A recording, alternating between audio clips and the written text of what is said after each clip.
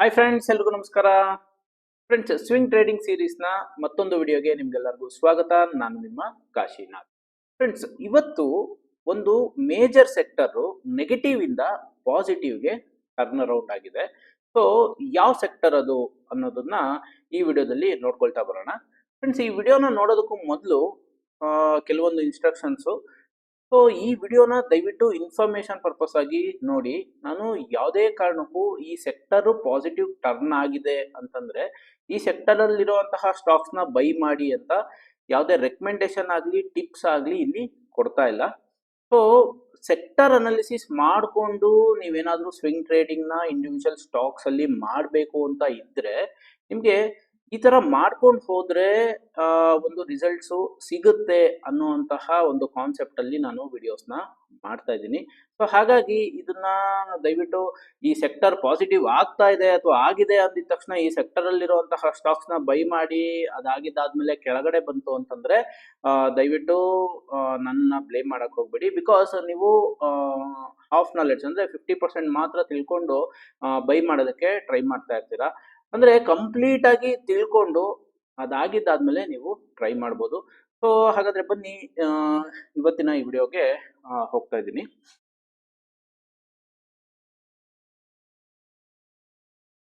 ನೋಡಿ, ಮೊದಲೇದಾಗಿ ನನ್ನ ಹಿಂದಿನ ವಿಡಿಯೋಸ್ ಅಲ್ಲಿ ನಾನು ಆಲ್ರೆಡಿ ಹೇಳಿದ್ದೆ, IT ಸೆಕ್ಟರ್ ನಾವು ಆಲ್ಮೋಸ್ಟ್ ಇಲ್ಲಿಂದ ಅಂದ್ರೆ ಡಿಸೆಂಬರ್ 29ನೇ ತಾರೀಕಿಂದನೇ ಅವಾಯ್ಡ್ ಮಾಡ್ತಾ ಇರ್ತೀವಿ. ಬಿಕಾಸ್ ಇದು ಮಿಡಲ್ ಬ್ಯಾಂಡ್ ಕೆಳಗಡೆ ಡಿಸೆಂಬರ್ 29ನೇ ತಾರೀಕು ಚೇಂಜ್ ಆಯ್ತು. ಸೊ ಅದಾಗಿದ್ದಾದ್ಮೇಲೆ ಆಲ್ಮೋಸ್ಟ್ ಇಲ್ಲಿಂದ ಇಲ್ಲಿಗೆ ಕರೆಕ್ಷನ್ ಬಂದಿದೆ. ಅಂದ್ರೆ ಈ ಡೌನ್ ಟ್ರೆಂಡ್ ನೋಡಿ, ಈಗ ಈ ಡೌನ್ ಟ್ರೆಂಡ್ ಇಲ್ಲಿಗೆ ಎಂಡ್ ಆಗಿ ಇವಾಗ ಈ ತರ ವಿ ಶೇಪ್ ರಿಕವರಿ ಆಗಿದೆ.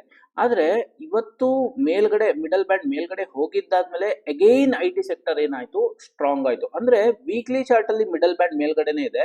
ವೀಕ್ಲಿ ಚಾರ್ಟ್ ಯೂಶಲಿ ವಿಪ್ಸಾ ಆಗಲ್ಲ. ವಿಪ್ಸಾ ಅಂತಂದ್ರೆ ಡೈಲಿ ಚಾರ್ಟ್ ಅಲ್ಲಿ ಏನಾಗುತ್ತೆ ನೋಡಿ ಹೆಂಗೆ ಅಂತಂದ್ರೆ ಡೈಲಿ ಚಾರ್ಟ್ ಅಲ್ಲಿ ಮೇಲ್ಗಡೆ ಹೋಗ್ತಾ ಇರುವಂತದ್ದು ಯೂಶಲಿ ಹಿಂಗ್ ಮೇಲಕ್ಕೆ ಹೋಗಿ ಸಡನ್ ಆಗಿ 2-3 ದಿನ ಬಿತ್ತು ಅಂದ್ರು ಇಲ್ಲಿ ಕೆಳಗಡೆ ಬಂದ್ಬಿಡುತ್ತೆ, ಮತ್ತೆ ಮೇಲಕ್ಕೆ ಹೋಗುತ್ತೆ. ಸೊ ಅದಾದ್ಮೇಲೆ ಕಂಟಿನ್ಯೂ ಆಗುತ್ತೆ. ಆದ್ರೆ ವೀಕ್ಲಿ ಚಾರ್ಟ್ ಅಲ್ಲಿ ಒಂದು ಸಲ ನಮಗೆ ಮಿಡಲ್ ಬ್ಯಾಂಡ್ ಮೇಲ್ಗಡೆ ಹೋಗಿದ್ದಾದ್ಮೇಲೆ ವಿಪ್ಸ್ ಆಗುವಂತಹ ಚಾನ್ಸಸ್ ಅಂದ್ರೆ ಮೇಲೆ ಕೆಳಗೆ ಆಡುವಂತ ಚಾನ್ಸಸ್ ತುಂಬಾ ಕಡಿಮೆ ಇರುತ್ತೆ. ಸೊ ಹಾಗಾಗಿ ಇವತ್ತು ನಮ್ಗೆ ಮೇಜರ್ ಆಗಿ ಟರ್ನ್ ಆಗಿರುವಂತಹ ಸೆಕ್ಟರ್ ಯಾವ್ದಪ್ಪ ಅಂತಂದ್ರೆ IT ಸೆಕ್ಟರ್. ನೋಡಿ, ಈಗ ನಮ್ಗೆ ಮಿಡಲ್ ಬ್ಯಾಂಡ್ ಮೇಲ್ಗಡೆ ಬಂದಿದ್ದಕ್ಕೆ ಗೊತ್ತಾಗಿದೆ IT ಸೆಕ್ಟರ್ ಮತ್ತೆ ಸ್ಟ್ರಾಂಗ್ ಆಗಿ ಟರ್ನ್ ಆಯ್ತು. ಅಂದ್ರೆ ಇಲ್ಲಿ ನಾವು ಕಾಷನ್ ಆಗಿರ್ತೀವಿ. ಸೊ ಇವಾಗ ರೈಟ್ ಹ್ಯಾಂಡ್ ಸೈಡ್ ಇಲ್ಲಿದ್ದಾಗ ನಮ್ಗೆ ಇವತ್ತೇನಾಗುತ್ತೆ ಅಂತ ಗೊತ್ತಿರಲ್ಲ. ಅಕಸ್ಮಾತ್ ಇಲ್ಲಿಂದ ಕಾಷನ್ ಆಗಿರ್ಲಿಲ್ಲ ಅಂತಂದ್ರೆ ಒಂದೊಂದ್ಸಲಿ ಏನಾಗುತ್ತೆ, ಇದು ಕಂಟಿನ್ಯೂ ಹಿಂಗೆ ಬೀಳಕ್ ಸ್ಟಾರ್ಟ್ ಆಗುತ್ತೆ. ಸೊ ಅವಾಗ ಯೋಚನೆ ಮಾಡೋದಕ್ಕಿಂತ ಇದನ್ನ ಒಂದು ಇಂಡಿಕೇಶನ್ ಆಗಿ ತಗೊಂಡ್ರೆ, ಈ ಮಿಡಲ್ ಬ್ಯಾಂಡ್ ಅನ್ನುವಂಥದ್ದನ್ನ ಇಂಡಿಕೇಶನ್ ಆಗಿ ತಗೊಂಡ್ರೆ ನಮ್ಗೆ ಒಂದು ಡೈರೆಕ್ಷನ್ ಆಫ್ ದ ಸೆಕ್ಟರ್ ಗೊತ್ತಾಗುತ್ತೆ. ಸೊ ಈಗ ನಮ್ಗೆ IT ಸೆಕ್ಟರ್ ಸ್ಟ್ರಾಂಗ್ ಆಯ್ತು ಅನ್ನೋದು ಗೊತ್ತಾಗಿದೆ. ಸೊ ವೀಕ್ಲಿ ಚಾರ್ಟ್ ಅಲ್ಲಿ ಆಲ್ರೆಡಿ ಮಿಡಲ್ ಬ್ಯಾಂಡ್ ಮೇಲ್ಗಡೆ ಇದೆ. ಡೇ ಚಾರ್ಟ್ ಅಲ್ಲಿ ಮಿಡಲ್ ಬ್ಯಾಂಡ್ ಮೇಲ್ಗಡೆ ಇವತ್ತು ಕ್ಲೋಸ್ ಆಗಿದೆ. ಸೊ IT ಸೆಕ್ಟರ್ ಅಲ್ಲಿ ಯಾವ್ದಾದ್ರೂ ಇಂಡಿವಿಜುವಲ್ ಸ್ಟಾಕ್ ನಮ್ಗೆ 1 ಅವರ್ ಚಾರ್ಟ್ ಅಲ್ಲಿ ಪ್ಯಾಟ್ರನ್ ಬಂದಿದ್ರೆ ಮಾತ್ರ ನಾವು 1 ಅವರ್ ಅಲ್ಲಿ ಅದರ ಎಂಟ್ರಿ ಪ್ಲಸ್ ಅದಕ್ಕೆ ಆದಂತಹ ಸ್ಟಾಪ್ ಲಾಸ್ ಪ್ಲಸ್ ಟಾರ್ಗೆಟ್ ನ ಇಟ್ಕೊಂಡು ಬೈ ಮಾಡ್ಬೋದು. ಆದ್ರೆ ನಮ್ಮ ಸಿಸ್ಟಮ್ ಪ್ರಕಾರ IT ಸೆಕ್ಟರ್ ಇವತ್ತು ಚೇಂಜ್ ಆಗಿರ್ಬೋದು, ಅಂದ್ರೆ ನೆಗೆಟಿವ್ ಇಂದ ಪಾಸಿಟಿವ್ ಆಗಿದೆ. ಆದ್ರೆ IT ಸೆಕ್ಟರ್ ಅಲ್ಲಿರುವಂತಹ ಯಾವುದೇ ಸ್ಟಾಕು ಪ್ಯಾಟ್ರನ್ಗೆ ಬಂದಿಲ್ಲ. ಅಂದ್ರೆ ಪ್ಯಾಟ್ರನ್ ಇನ್ನ ಫಾರ್ಮೇಶನ್ ಆಗಿಲ್ಲ. ಸೊ ಹಾಗಾಗಿ ನಾಳೆ ಅಥವಾ ನಾಡಿದ್ದು ನಮ್ಗೆ ಇನ್ನ IT ಸೆಕ್ಟರ್ ಅಲ್ಲಿ ಯಾವುದೇ ಒಂದು ಸ್ಟಾಕು ಪ್ಯಾಟ್ರನ್ಗೆ ಬರದೇ ಇರೋದ್ರಿಂದ ನಾವು IT ಸೆಕ್ಟರ್ ಅಲ್ಲಿರುವಂತಹ ಸ್ಟಾಕ್ ನ ಸದ್ಯಕ್ಕೆ ನೋಡೋದಕ್ಕೆ ಹೋಗೋದಿಲ್ಲ.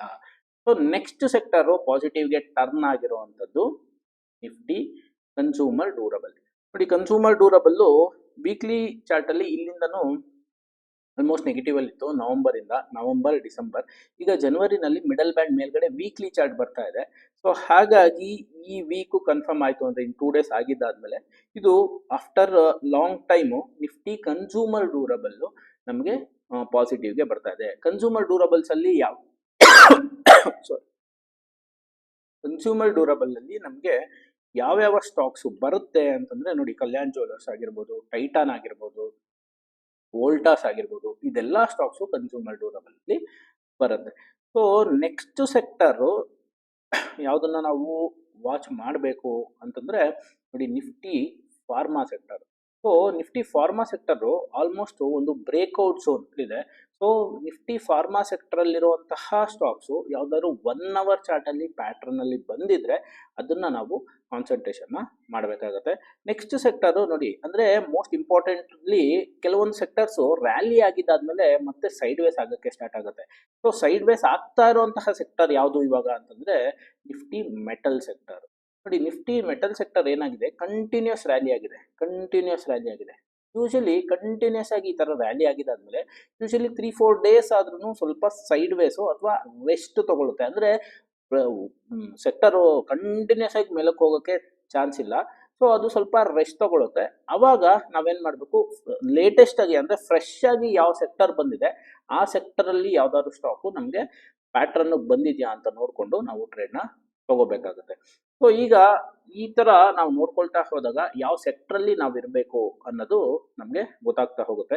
ಸೊ ಇವಾಗ ನಮ್ಮ ಸಿಸ್ಟಮ್ ಪ್ರಕಾರ ಯಾವ್ಯಾವ ಸ್ಟಾಕು ಅಥವಾ ಯಾವ್ಯಾವ ಒಂದು ಪ್ಯಾಟರ್ನ್ಗೆ ಬಂದಿದೆ ಅಂತಂದ್ರೆ ನೋಡಿ, ಪ್ರೀವಿಯಸ್ ವಿಡಿಯೋಸ್ ಅಲ್ಲಿ ಕೆಲವೊಂದು ಸ್ಟಾಕ್ಸ್ ನ ತೋರಿಸಿದ್ದೆ, ಅಂದ್ರೆ ಚಾರ್ಟ್ಸ್ ನ ತೋರಿಸಿದ್ದೆ.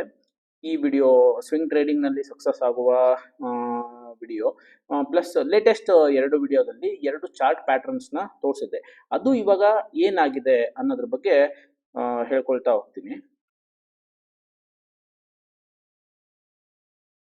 ನೋಡಿ, ಪ್ರೀವಿಯಸ್ ವಿಡಿಯೋ ಯಾರಾದ್ರೂ ನೋಡಿಲ್ಲ ಅಂತಂದ್ರೆ ನೋಡ್ಕೊಳ್ತಾ ಬನ್ನಿ. ಇಲ್ಲಿ ನಾನು ಇದು ಅಪ್ಪರ್ ಅಂದ್ರೆ 1 hour ಅಲ್ಲಿ ಒಂದು ಅಪ್ ಮೂವ್ ಇತ್ತು, ಅದಾದ್ಮೇಲೆ ಕನ್ಸಾಲಿಡೇಷನ್ ಆಗ್ತಾ ಇದೆ. ಮತ್ತೆ ಈ ರೆಡ್ ಕಲರ್ ಲೈನ್ ಏನ್ ಡ್ರಾ ಮಾಡಿದೀನೋ ಇದ್ರ ಮೇಲ್ಗಡೆ ಹೋಗಕ್ಕೆ ಮತ್ತೆ ಸ್ಟಾರ್ಟ್ ಆಯ್ತು ಅಂತಂದ್ರೆ ಈ ಸ್ಟಾಕ್ ನ ನಾವು ನಮ್ಮ ಸಿಸ್ಟಮ್ ಪ್ರಕಾರ ಬೈ ಬರುತ್ತೆ ಅನ್ನೋದನ್ನ ಹೇಳಿದ್ದೆ. ಆದ್ರೆ ಏನಾಯ್ತು ಅಂತಂದ್ರೆ ಈ ಸ್ಟಾಕು ಬ್ರೇಕ್ ಡೌನ್ ಆಗೋಯ್ತು, ಅಂದ್ರೆ ಕೆಳಗಡೆ ಬಂದ್ಬಿಟ್ಟಿದೆ. ಪ್ಲಸ್ ಈ ಸ್ಟಾಕು ಯಾವ ಸೆಕ್ಟರ್ ಅಲ್ಲಿ ಇದೆಯೋ ಆ ಸೆಕ್ಟರ್ ಇವಾಗ ನಮ್ಗೆ ಡೇ ಚಾರ್ಟ್ ಅಲ್ಲಿ ಮಿಡಲ್ ಬ್ಯಾಂಡ್ ಗಿಂತ ಕೆಳಗಡೆ ಬಂದ್ಬಿಟ್ಟಿದೆ. ಸೊ ಹಾಗಾಗಿ ಸೆಕ್ಟರೇ ವೀಕ್ ಆಗೋಗಿದೆ. ಸೊ ಸೆಕ್ಟರ್ ವೀಕ್ ಆಗಿದ್ದಾದ್ಮೇಲೆ ನಾವು ಈ ಸ್ಟಾಕ್ ನ ನೋಡೋಷ್ಟಿಲ್ಲ. ಅಂದ್ರೆ ನೋಡಿ, ಯಾವ್ದನ್ನ ವಾಚ್ ಲಿಸ್ಟ್ ಅಲ್ಲಿ ಇಟ್ಕೊಳ್ತೀವೋ ಅದೆಲ್ಲಾ ಸ್ಟಾಕ್ಸ್ ನಾವು ಟ್ರೇಡ್ ತಗೊಳ್ತೀವಿ ಅಂತ ಅಲ್ಲ. ಇಲ್ಲಿ ನಾವು ಟ್ರೇಡ್ ನ ತಗೊಳ್ಳೋಣ ಅಂತ ವಾಚ್ ಲಿಸ್ಟ್ ಅಲ್ಲಿ ಇಟ್ಕೊಂಡಿದ್ವಿ. ಆದ್ರೆ ಇದೇನಾಗೋಯ್ತು ಅಂತಂದ್ರೆ ರಿವರ್ಸ್ ಆಗ್ಲಿಲ್ಲ, ಅಂದ್ರೆ ಮೇಲಕ್ಕೆ ಹೋಗಕ್ ಸ್ಟಾರ್ಟ್ ಆಗ್ಲಿಲ್ಲ, ಬ್ರೇಕ್ ಡೌನ್ ಆಗೋಯ್ತು, ಅಂದ್ರೆ ಕೆಳಗಡೆ ಬರಕ್ ಸ್ಟಾರ್ಟ್ ಆಗೋಯ್ತು. ಸೊ ಹಾಗಾಗಿ ನಾವು ವಾಚ್ ಲಿಸ್ಟ್ ಅಲ್ಲಿ ಇಟ್ಕೊಂಡಿದ ತಕ್ಷಣ ನಾವು ಆ ಸ್ಟಾಕ್ ಅಲ್ಲಿ ಎಂಟ್ರಿ ಆಗ್ಬಿಡ್ತೀವಿ ಅನ್ನೋದಲ್ಲ. ಆ ವಾಚ್ ಲಿಸ್ಟ್ ಅಲ್ಲಿ ಇಟ್ಕೊಂಡಿದ್ರು ಆ ಸ್ಟಾಕ್ ನೆಕ್ಸ್ಟ್ ಯಾವ ತರ ಪರ್ಫಾರ್ಮ್ ಆಗುತ್ತೆ, ಯಾವ ತರ ಮೂವ್ ಆಗುತ್ತೆ ಅದ್ರ ಮೇಲೆ ನಮ್ಮ ಡಿಸಿಷನ್ ಡಿಪೆಂಡ್ ಆಗಿರುತ್ತೆ.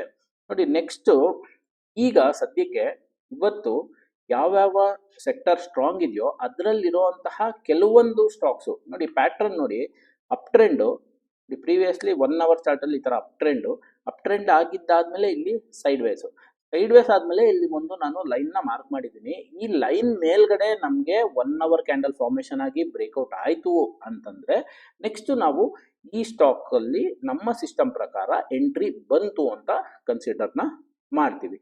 ಇದಾದ್ಮೇಲೆ ಇನ್ನೊಂದು ಸ್ಟಾಕ್ ನೋಡಿ, ಇದೇ ತರ ಅಪ್ ಟ್ರೆಂಡ್ ಆದ್ಮೇಲೆ ಬ್ಯೂಟಿಫುಲ್ ಆಗಿ ಒಂದು ಕನ್ಸಾಲಿಡೇಷನ್ ಆಗಿದೆ. ಇಲ್ಲಿ ಏನ್ ನಾನು ಲೈನ್ ನ ಮಾರ್ಕ್ ಮಾಡಿದ್ದೀನೋ ಇದು ನಮ್ಗೆ ಒಂಥರ ಲಕ್ಷ್ಮಣ್ ರೇಖಾ ತರ. ಈ ಲೈನ್ ಮೇಲ್ಗಡೆ ಮತ್ತೆ ಈ ಸ್ಟಾಕ್ 1 hour ಕ್ಯಾಂಡಲ್ ಫಾರ್ಮೇಶನ್ ಆಯ್ತು ಅಂತಂದ್ರೆ ಈ ಸ್ಟಾಕ್ ಮತ್ತೆ ಈ ಸಿಸ್ಟಮ್ ಪ್ರಕಾರ ಬೈಗೆ ಎಂಟ್ರಿ ಆಗುತ್ತೆ ಅಂತ. ಸೊ ಇದಕ್ಕೆ ನಾನು ಆಲ್ರೆಡಿ ಎಕ್ಸಾಂಪಲ್ಸ್ ನ ಈ ವಿಡಿಯೋಸ್ ಅಲ್ಲಿ ಕೊಟ್ಟಿದ್ದೀನಿ. ಯಾವ ತರ ನಾವು ಅಂದ್ರೆ ಯಾವ ತರ ನಾವು ಇಲ್ಲಿ ರೈಟ್ ಹ್ಯಾಂಡ್ ಸೈಡ್ ಗೊತ್ತಿಲ್ಲದೆ ಇದ್ದಾಗ ಯಾವ ತರ ನಾವು ನೋಡ್ಬೇಕು, ಪ್ಲಸ್ ಇಲ್ಲಿ ಬೈ ತಗೊಂಡಿದ್ದಾದ್ಮೇಲೆ ಯಾವ ತರ ಪರ್ಫಾರ್ಮೆನ್ಸ್ ಮಾಡ್ಬೋದು ಅನ್ನೋದಕ್ಕೆ ಕೆಲವೊಂದು ಎಕ್ಸಾಂಪಲ್ಸ್ ನ ಕೊಟ್ಟಿದ್ದೀನಿ. ನೆಕ್ಸ್ಟ್ ಸ್ಟಾಕು ನೋಡಿ, ಇದನ್ನು ಅಪ್ ಟ್ರೆಂಡ್ ಅದಾದ್ಮೇಲೆ ಕನ್ಸಾಲಿಡೇಷನ್ ಇದೆ. ಈಗ ಏನ್ ಲೈನ್ ಮಾರ್ಕ್ ಮಾಡಿದೀನೋ ಅಲ್ಲೇ ಹತ್ರದಲ್ಲೇ ಇದೆ. ಸೊ ನಾಳೆ ಏನಾದ್ರೂ ಬ್ರೇಕ್ಔಟ್ ಆಯ್ತು ಅಂತಂದ್ರೆ ಈ ಸೆಕ್ಟರ್ ಸ್ಟ್ರಾಂಗ್ ಇತ್ತು ಅಂತಂದ್ರೆ ಮಾತ್ರ ನಾಳೆ ಈ ಸ್ಟಾಕು ನಮ್ಮ ಸಿಸ್ಟಮ್ ಪ್ರಕಾರ ಎಂಟ್ರಿ ಬರುತ್ತೆ. ಸೊ ಈಗ ಸಿಸ್ಟಮ್ ಪ್ರಕಾರ ಎಂಟ್ರಿ ಬಂದಿದ್ದಾದ್ಮೇಲೆ ನಾವು ಯಾವತ್ತು ಟ್ರೇಡ್ ನ ತಗೊಳ್ತೀವೋ ಅದರ ಹಿಂದಿನ ದಿನದ ಲೋ ನಮ್ಗೆ ಸ್ಟಾಪ್ ಲಾಸ್ ಆಗಿ ಕನ್ಸಿಡರ್ ಆಗುತ್ತೆ. ನೆಕ್ಸ್ಟ್ ಸ್ಟಾಕು ನೋಡಿ, ಅಪ್ ಟ್ರೆಂಡ್ ಅದಾದ್ಮೇಲೆ sideways. So sideways ಆಗಿದಾದ್ಮೇಲೆ ಅಗೈನ್ ಇಲ್ಲೂ ನಾನೊಂದು ಲೈನ್ ನ ಡ್ರಾ ಮಾಡಿದ್ದೀನಿ. ಮೇಲ್ಗಡೆ 1 hour ಕ್ಯಾಂಡಲ್ ಫಾರ್ಮೇಶನ್ ಆಗಿ ಅದೇನಾದ್ರೂ ಬ್ರೇಕ್ಔಟ್ ಕೊಡ್ತು ಅಂತಂದ್ರೆ ಮಾತ್ರ ಈ ಸ್ಟಾಕು ಈ ಸಿಸ್ಟಮ್ ಪ್ರಕಾರ ಟ್ರೆಂಡಿಂಗ್ ಅಂದ್ರೆ ಬೈ ಟ್ರೇಡ್ಗೆ ಬರುತ್ತೆ, ಇಲ್ಲ ಅಂತಂದ್ರೆ ಇಲ್ಲ. ನೆಕ್ಸ್ಟು ಇದು ಆಲ್ರೆಡಿ ಎಕ್ಸ್ಪ್ಲೈನ್ ಮಾಡಿದೆ. ನೋಡಿ ಇನ್ನೊಂದು ಸ್ಟಾಕು, ಇದನ್ನು ನಾವು ಪ್ರೀವಿಯಸ್ಲಿ ಏನು ವಾಚ್ ಲಿಸ್ಟಲ್ಲಿ ಇಟ್ಕೊಂಡಿದ್ವಿ. ಯಾವಾಗ ಅಂತಂದರೆ ಈ ಅಪ್ ಟ್ರೆಂಡ್ ಆಗಿದ್ದಾದ್ಮೇಲೆ ಈ ಸ್ಟಾಕು ಮಿಡಲ್ ಬ್ಯಾಂಡ್ ಕೆಳಗಡೆ 1 ಅವರಲ್ಲಿ ಬಂತು. ಆ ಟೈಮಲ್ಲಿ ಇದನ್ನ ವಾಚ್ ಲಿಸ್ಟಲ್ಲಿ ಇಟ್ಕೊಂಡಿದ್ವಿ. ನೆಕ್ಸ್ಟ್ ಏನಾದರೂ ರಿವರ್ಸ್ ಆಯಿತು ಅಂತಂದರೆ, ಅಂದರೆ ಮೇಲಕ್ಕೆ ಹೋಗೋಕ್ಕೆ ಸ್ಟಾರ್ಟ್ ಆಯಿತು ಅಂತಂದರೆ ಈ ಸ್ಟಾಕಲ್ಲಿ ಏನು ಇಲ್ಲಿ ನಾನು ಲಕ್ಷ್ಮಣ್ ರೇಖಾ ಅಂತ ಮಾರ್ಕ್ ಮಾಡಿದ್ದೀನೋ ಇದ್ರ ಮೇಲ್ಗಡೆ ಹೋಗಕ್ಕೆ ಸ್ಟಾರ್ಟ್ ಆಯಿತು ಅಂತಂದರೆ ಮಾತ್ರ ಈ ಸ್ಟಾಕಲ್ಲಿ ಈ ಸಿಸ್ಟಮ್ ಪ್ರಕಾರ ಎಂಟ್ರಿ ಬರುತ್ತೆ ಅಂತ. ಆದರೆ ಈ ಸ್ಟಾಕು ಕೂಡ ಏನಾಯಿತು ಅಂತಂದರೆ ಬ್ರೇಕ್ ಡೌನ್ ಆಯಿತು. ಅಂದರೆ ಇದರಲ್ಲಿ ನಾವು ಕ್ಲಿಯರ್ ಆಗಿ ಅರ್ಥ ಮಾಡ್ಕೊಬೇಕಾಗಿರುವಂಥದ್ದು ಏನು ಅಂದರೆ, ಒಂದು ಟ್ರೇಡಿಂಗ್ ಪ್ಲಾನ್ನ ನಾವು ರೆಡಿ ಮಾಡ್ಕೊಳ್ತೀವಿ. ಆ ಟ್ರೇಡಿಂಗ್ ಪ್ಲಾನ್ ಪ್ರಕಾರ ಏನಾದರೂ ನಾಳೆ ಆ ಸ್ಟಾಕು ಪರ್ಫಾರ್ಮೆನ್ಸ್ ಮಾಡಿದ್ರೆ ಆ ಸ್ಟಾಕಲ್ಲಿ ನಾವು ಎಂಟ್ರಿ ಆಗ್ತೀವಿ. ಅಕಸ್ಮಾತ್ ಅದೇನಾದ್ರು ರಿವರ್ಸ್ ಪರ್ಫಾರ್ಮೆನ್ಸ್ ಮಾಡಿದ್ರೆ ನಾವು ಆ ಸ್ಟಾಕಲ್ಲಿ ಎಂಟ್ರಿ ಆಗಲ್ಲ. Very very simple. So entry ಆಗಿದ ತಕ್ಷಣ ಆ ಸ್ಟಾಕ್ ಮೇಲಕ್ಕೆ ಹೋಗೇ ಹೋಗುತ್ತಾ ಅಂತ ನೀವು ಕೇಳಿದ್ರೆ, ಎವ್ರಿ ಟ್ರೇಡಲ್ಲೂ ಅದರದ್ದೇ ಆದಂತಹ ಒಂದು ಸ್ಟಾಪ್ ಲಾಸ್ ಇದ್ದೇ ಇರುತ್ತೆ. ಪ್ಲಸ್ ರಿಸ್ಕ್ ಮ್ಯಾನೇಜ್ಮೆಂಟ್ನ ಮಾಡಿಕೊಂಡೇ ನಾವು ಟ್ರೇಡ್ನ ಮಾಡಬೇಕಾಗುತ್ತೆ. ಬಿಕಾಸ್ ಟ್ರೇಡಿಂಗ್ ಅನ್ನುವಂಥದ್ದು ಬಿಸ್ನೆಸ್ ಥರ. ಸೊ ಬಿಸ್ನೆಸ್ಸಲ್ಲಿ ಹೆಂಗೆ ಪ್ರಾಫಿಟ್ ಆ್ಯಂಡ್ ಲಾಸ್ ಇರುತ್ತೋ ಅದೇ ಥರ ಟ್ರೇಡಿಂಗಲ್ಲೂ, ಎಸ್ಪೆಷಲಿ ಸ್ವಿಂಗ್ ಟ್ರೇಡಿಂಗಲ್ಲೂ ನಮಗೆ ಪ್ರಾಫಿಟ್ ಆ್ಯಂಡ್ ಲಾಸ್ ಅನ್ನೋದು ಇದ್ದೇ ಇರುತ್ತೆ. ಆದರೆ ನಾವು ಇಷ್ಟೆಲ್ಲ sector analysis, stock analysis, stock picking ಎಲ್ಲ ಮಾಡೋದ್ರಿಂದ ನಮ್ಮ ಸಕ್ಸಸ್ ರೇಟ್ನ ಜಾಸ್ತಿ ಮಾಡ್ಕೋಬೋದು. ಸೊ ಫ್ರೆಂಡ್ಸ್, ಈ ವಿಡಿಯೋ ನಿಮಗೆ ಇಷ್ಟ ಆಗಿತ್ತು ಅಂತಂದರೆ ದಯವಿಟ್ಟು ಲೈಕ್ ಮಾಡಿ, ಶೇರ್ ಮಾಡಿ, ಮತ್ತು ನನ್ನ ಚಾನೆಲ್ಗೆ ಸಬ್ಸ್ಕ್ರೈಬ್ ಆಗಿ ಅಂತ ಹೇಳ್ತಾ ಮುಂದಿನ ವಿಡಿಯೋದಲ್ಲಿ ಮತ್ತೊಮ್ಮೆ ಸಿಗೋಣ. Thank you.